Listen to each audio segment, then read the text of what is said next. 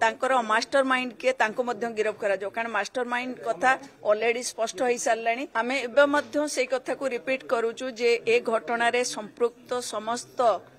दुर्वृत्त मानकु गिरफ करा जाओ एवं तांकर मास्टर माइंड के तांको मध्य गिरफ करा जाओ कारण मास्टर माइंड कथा ऑलरेडी स्पष्ट हो सारे जे किए मास्टर माइंड तांको मध्य गिरफ करा जाओ आईन रो ऊर्ध्वर केही भी नांती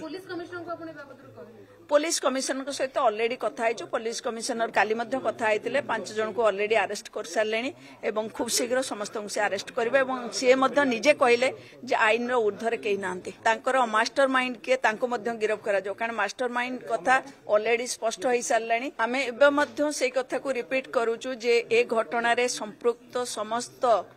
दुर्वृत्त मानकु गिरफ करा जाओ एवं तांकर मास्टर माइंड के तांको मध्य गिरफ करा जाओ कारण मास्टर माइंड कथा ऑलरेडी स्पष्ट हो सारे जे किए मास्टर माइंड तांको मध्य गिरफ करा जाओ आईन रो ऊर्ध्वर केही भी नांती